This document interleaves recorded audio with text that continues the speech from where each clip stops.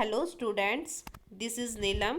Dear student, अपनी इस video के पार्ट में हम कवर करेंगे क्लास 8 से जो हमारा ज्योग्राफी का चैप्टर चल रहा था, chapter second, land, soil, water, natural vegetation and wild life resource से रिलेटेड। ओके, तो इस चैप्टर को हमने कंप्लीट कर लिया है और आज हम इसके एनसीईआरटी क्वेश्चन के बारे में देखेंगे।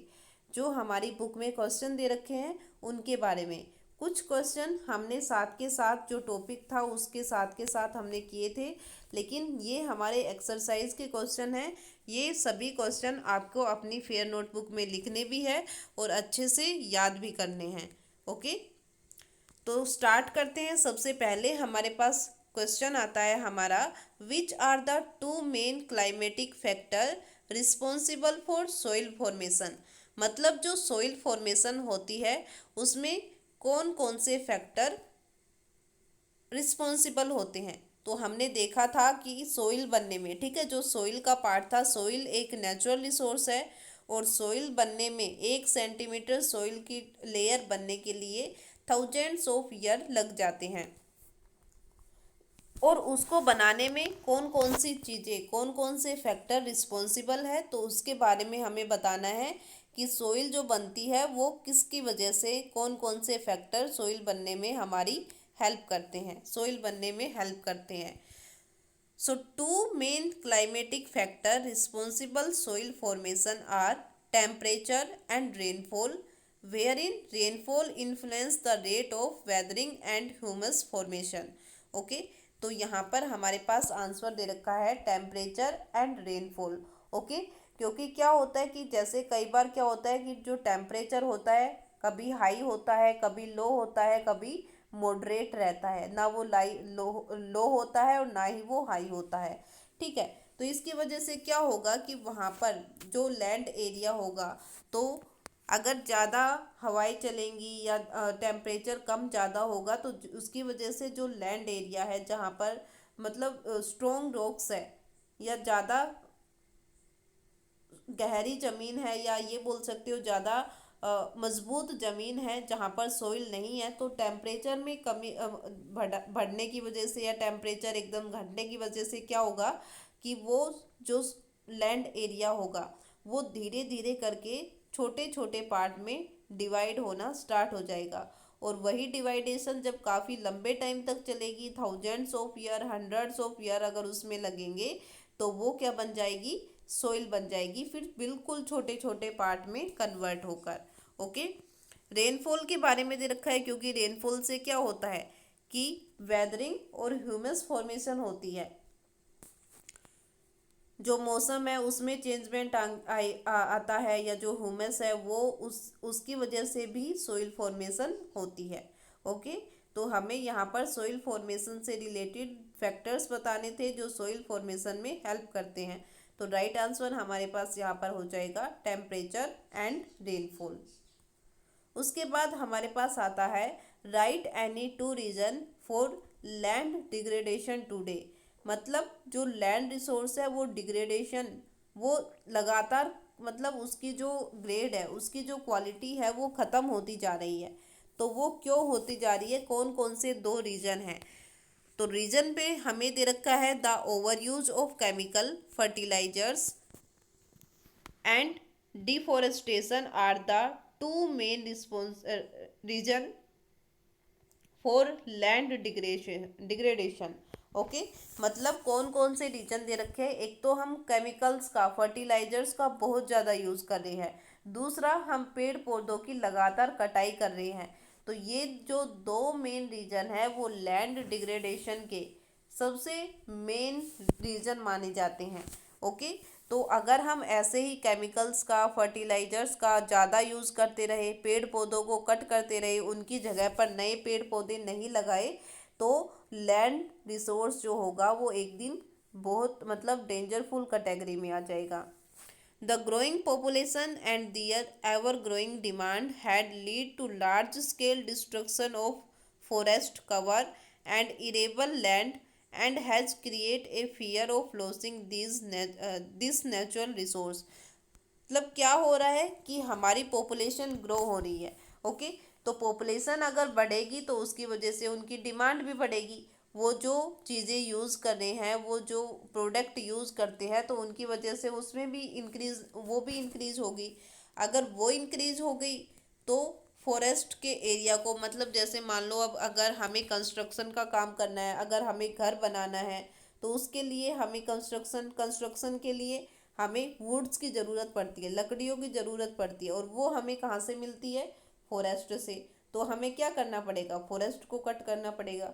ओके, तो मतलब ये जो फैक्टर है वो रिस्पॉन्सिबल है लैंड रिसोर्स के डिग्रेडेशन के लिए। उनकी जो कमी आ रही है उनमें लगातार, उस कमी के लिए ये सब फैक्टर रिस्पॉन्सिबल है। अगर ऐसे ही चलता रहा, अगर ऐसे ही हम लैंड एरिया को इरेप करने के लिए या उसको ऐसे ही डिस्ट्रक्ट करते चले गए, तो एक दिन हम इस नेचुरल रिसोर्स को खो देंगे। ओके, उसके बाद हमारे पास नेक्स्ट क्वेश्चन आता है, why is land considered an important resource. जो लैंड है वो उसको हम एक इम्पोर्टेंट रिसोर्स क्यों मानते हैं? ओके, तो हमने इसमें बताना है हम लैंड को एक इम्पोर्टेंट रिसोर्स क्यों मानते हैं। सो आंसर में हमारे पास है, land is considered an important resource because it can be put to use for various purpose like agriculture, forestry, mining, building houses, road and setting up of industry. मतलब यहाँ पर ये बता रखा है कि लैंड जो है वो सबसे इम्पोर्टेंट रिसोर्स मानते हैं। क्यों मानते हैं? क्योंकि लैंड का यूज़ हम अलग अलग वेरियस एक्टिविटीज़ में करते हैं। और कौन कौन सी एक्टिविटीज़ है वो? जैसे लाइक एग्रीकल्चर, खेती बाड़ी करनी है, हमें क्रॉप्स ग्रो करनी है, तो उसके लिए हम लैंड का यूज़ करते हैं। फॉरेस्ट्री, पेड़ पौधे लगाने हैं तो वो हम लैंड पर यूज़ करते हैं। माइनिंग, खाने बनाने हैं, मिनरल्स निकालने हैं, मिनरल्स को एक्सट्रैक्ट करना है, तो उसके लिए हमें लैंड रिसोर्स की ज़रूरत है। बिल्डिंग बनानी है, हाउसेस बनाने हैं, रोड बनाने हैं, या कोई इंडस्ट्री सेटअप करनी है, तो इन सब में हमें क्या है कि लैंड रिसोर्स की ज़रूरत पड़ेगी। ओके, इसलिए लैंड जो है वो सबसे इम्पोर्टेंट रिसोर्स माना जाता है। उसके बाद, name any two step that the government has taken to conserve plants and animal. मतलब हमें ये बताना है कि गवर्नमेंट ने ऐसे कौन कौन से स्टेप लिए हैं जिसकी वजह से जो प्लांट्स और एनिमल है उनको कंजर्व किया जा सकता है। तो कौन कौन से स्टेप लिए हैं गवर्नमेंट ने? सबसे फर्स्ट हमें दे रखा है, national park, wild life sanctuary, biosphere reserves are made to protect our natural vegetation and wild life. ठीक है, क्योंकि नेचुरल वेजिटेशन और वाइल्ड लाइफ पर लगातार खतरा है। ओके, वो लगातार डे बाय डे वो कम होते जा रही है, उनके ऊपर डेंजर जो है वो बढ़ता जा रहा है। तो इसलिए गवर्नमेंट ने स्टेप लिए हैं ताकि जो प्लांट्स है, जो एनिमल्स है, जो नेचुरल वेजिटेशन है, उनको कंजर्व कर सके, उनको प्रोटेक्ट कर सके। इसलिए उन्होंने नेशनल पार्क बनाए हैं, वाइल्ड लाइफ सेंचुरी बनाई है, बायोस्फीयर रिजर्वर बनाई है, जिसकी वजह से वहाँ पर जिस एरिया को नेशनल पार्क डिक्लेयर कर दिया, जिस एरिया को वाइल्ड लाइफ सेंचुरी डिक्लेयर कर दिया, जिसको बायोस्फीयर रिजर्वर डिक्लेयर कर दिया, वहाँ पर क्या होगा कि जो नेचुरल वेजिटेशन और वाइल्ड लाइफ वहाँ पर है, जो पेड़ पौधे और एनिमल्स है, वो वहाँ पर सिक्योर रहेंगे, वो वहाँ पर प्रोटेक्ट रहेंगे। ओके, उसके बाद awareness programme like social forestry, tree plantation, Van Mahotsav are organised to conserve forest which are a valuable natural resource. Okay, और क्या किया है? जो सोसाइटी है उसको अवेयर करना, उनको अवेयर करने के लिए क्या की है? अवेयरनेस प्रोग्राम चलाए हैं, जैसे वन महोत्सव चलाया है। उसकी वजह से क्या होता है कि जो पर्सन, ठीक है, जो सोसाइटी है वो अवेयर होगी कि उनके आसपास जो ट्रीज़ है, जो फॉरेस्ट है, उनको कंजर्व करना चाहिए, उनकी इम्पोर्टेंस क्या है। ठीक, उसकी वजह से क्या होगा कि वो अवेयर होंगे और उनको पता चलेगा कि जो ये नेचुरल रिसोर्स है वो हमारे लिए कितने वैल्यूएबल है और हमें इनको बचा के रखना है। तो ये सब किसके अकॉर्डिंग चलाया है? ये गवर्नमेंट ने चलाया है, ताकि जो नेचुरल वेजिटेशन है, प्लांट्स हैं, एनिमल्स हैं, उनको प्रोटेक्ट कर सके और उनको कंजर्व कर सके। ओके, तो ये हमारे पास है step taken by government to conserve plants and animals। उसके बाद हमारे पास आता है suggest 3 way to conserve water, मतलब अगर हमें पानी बचाना है तो उसके लिए हम क्या क्या कर सकते हैं। तो ये तो बिल्कुल नॉर्मल बात है कि जब हम पानी का यूज़ करते हैं तो हमें पता भी होना चाहिए कि हम उसको कंजर्व कैसे कर सकते हैं।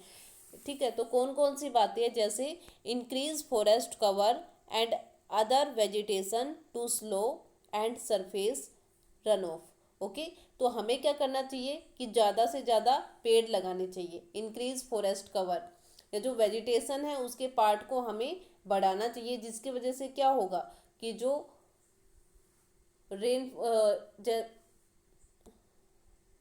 जो वाटर बॉडीज़ है उनके आसपास फॉरेस्ट ट्रीज लगाने चाहिए, जो वेजिटेशन है वो लगाने चाहिए, जिसकी वजह से जो पानी है वो ज़्यादा इवेपरेट ना हो और उसकी वजह से मतलब जो रिसोर्स जहाँ पर है वो वहीं पर अवेलेबल रह सके। उसके बाद replenishing underground water through rain water harvesting. Okay, तो जो अंडरग्राउंड वाटर है उसकी जगह हमें जो रेन वाटर है उसको यूज़ करना चाहिए हार्वेस्टिंग में। Reduce the loss of water in irrigation and shifting to less water intensive method of agriculture. और एग्रीकल्चर में हमें हमेशा जो न्यू टेक्नोलॉजी होती है, ठीक है, जिसमें इरिगेशन के न्यू मेथड होते हैं जिनकी वजह से हम वाटर को कंजर्व कर सकते हैं, तो हमें ऐसे मेथड को अडप्ट करना चाहिए। तो ये 3 वे जो होंगे वो हमारे अकॉर्डिंग बेटर रहेंगे वाटर को एक हाई लेवल पर कंजर्व करने के लिए। उसके बाद हमारे पास आता है टिक द करेक्ट आंसर। हमारे पास यहाँ पर एमसीक्यूज क्वेश्चन दे रखे हैं और इनमें से हमें एक जो करेक्ट आंसर होगा ऑप्शन में से उसको टिक करना है। फर्स्ट है हमारे पास which one of the following is not a factor of soil formation, मतलब सोइल फॉर्मेशन के लिए इनमें से कौन सा फैक्टर रिस्पॉन्सिबल नहीं है। तो सबसे पहले टाइम, उसके बाद सोइल टेक्सचर, उसके बाद ऑर्गेनिक मैटर। तो इन तीनों में से हमारे पास कि वो कौन सा फैक्टर है जो सोइल फॉर्मेशन में हेल्प नहीं करता। तो टाइम भी करता है, ऑर्गेनिक मैटर भी करता है, लेकिन सोइल टेक्सचर नहीं करता। तो यहाँ पर हमारे पास राइट आंसर क्या आ जाएगा, सोइल टेक्सचर।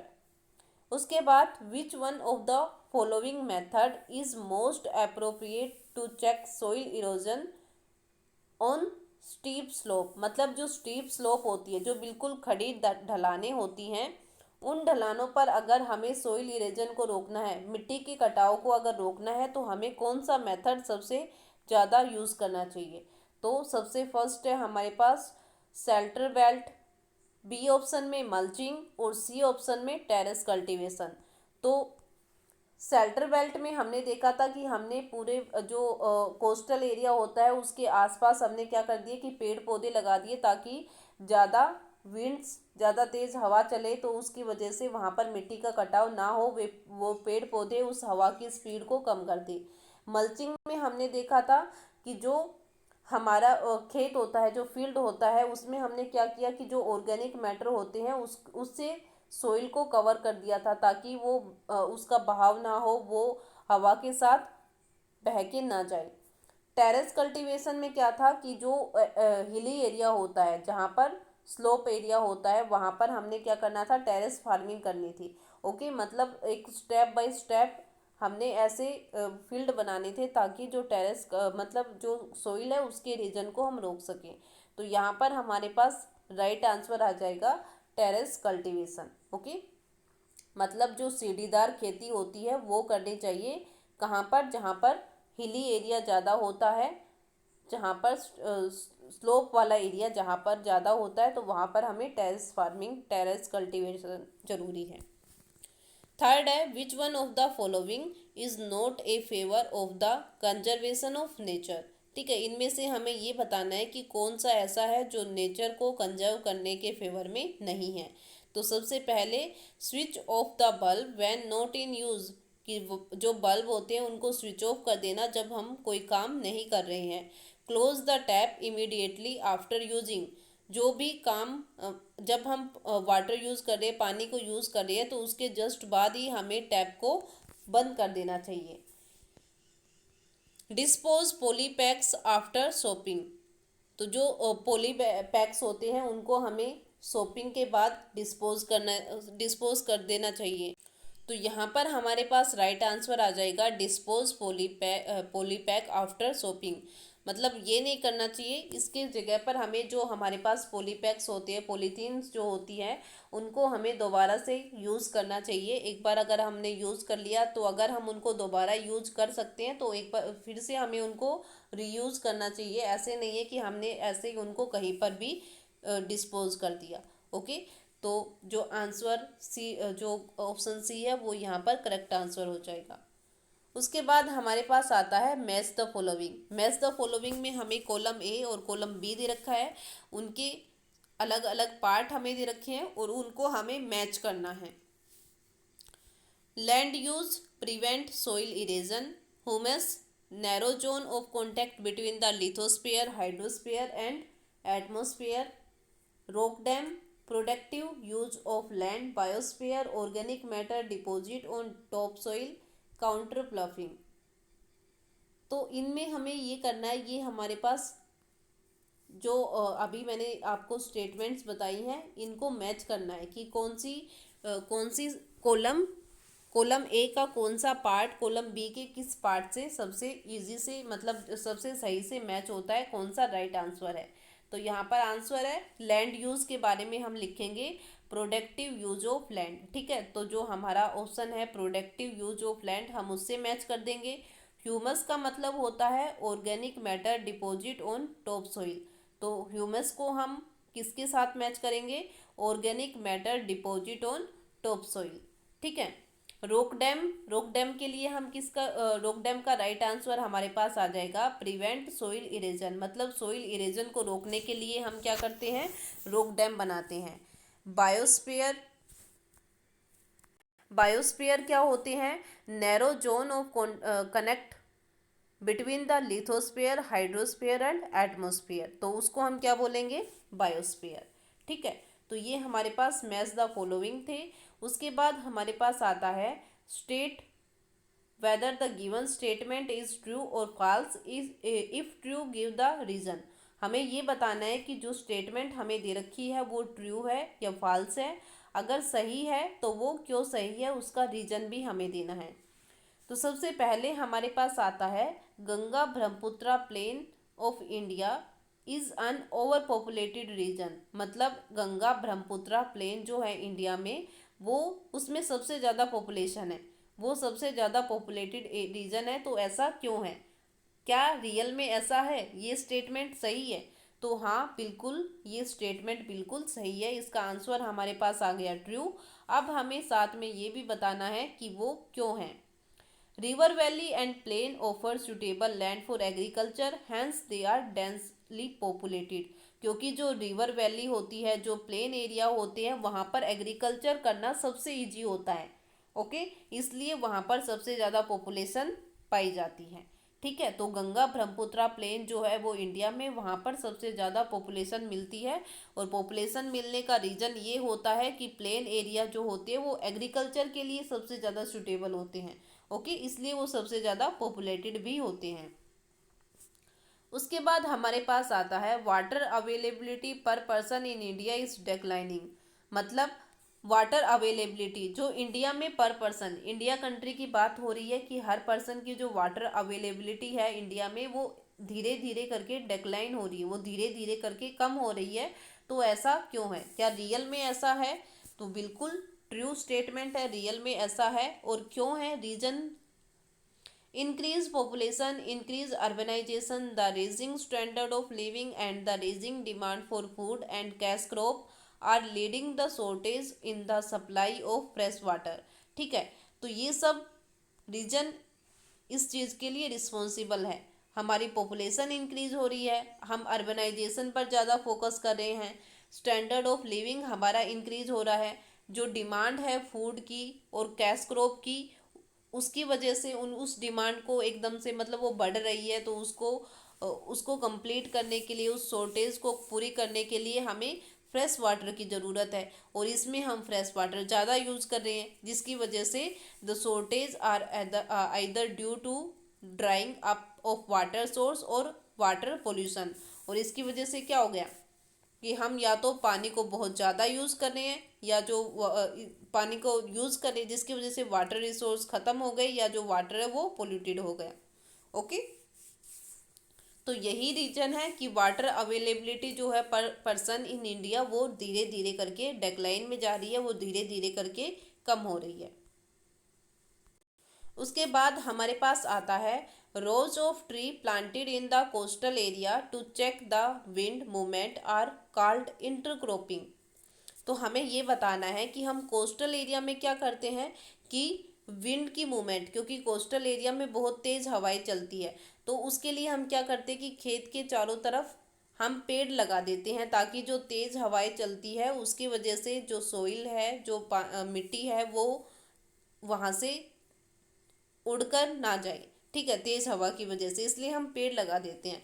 तो इस पूरी प्रोसेस को इन्होंने बोला है कि हम इस पूरी प्रोसेस को क्या बोलते हैं, इंटरक्रॉपिंग बोलते हैं। तो क्या ये स्टेटमेंट हमारे पास सही है?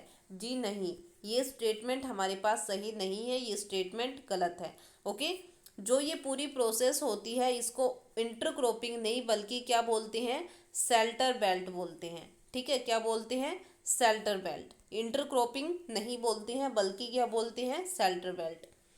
तो फॉल्स स्टेटमेंट है, और क्यों है? Row of tree are planted to check the wind movement and protect soil cover, these are called as shelter belt. मतलब ये जो पूरी प्रोसेस होती है सोइल इरोजन को रोकने के लिए, सोइल को प्रोटेक्ट करने के लिए, तो उसको हम शेल्टर बेल्ट बोलते हैं, ना कि इंटरक्रॉपिंग।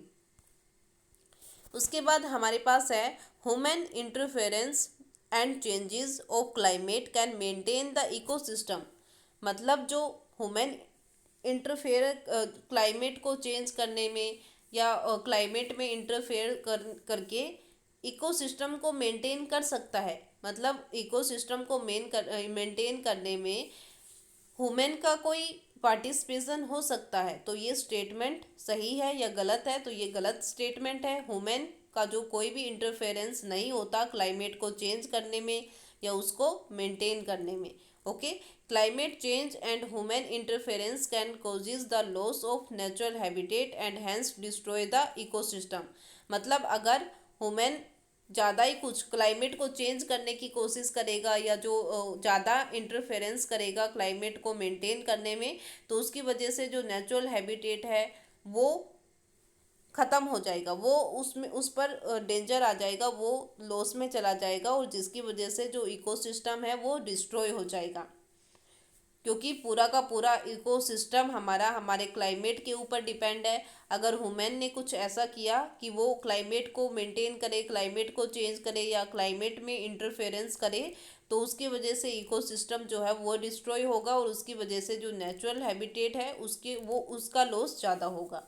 ओके, तो ये था हमारे पास हमारा आज का टॉपिक, जिसमें हमने जो हमारा चैप्टर था land, soil, water, natural vegetation and wild life, उसके बारे में एनसीईआरटी क्वेश्चन हमने सोल्व किए हैं। तो ये सभी क्वेश्चन आपको अपनी फेयर नोटबुक में लिखने हैं और अच्छे से याद भी करने हैं। अगर कोई भी क्वेश्चन समझ ना आए, कोई भी क्वेश्चन में कोई कन्फ्यूजन हो, तो वो आप मेरे साथ डिस्कस कर सकते हो। आई होप ये वीडियो में जो भी क्वेश्चन हमने किए हैं वो आप अच्छे से समझ गए हैं, और आप उनको अपनी फेयर नोटबुक में लिखते हुए उसको अच्छे से याद भी करेंगे। Thank you.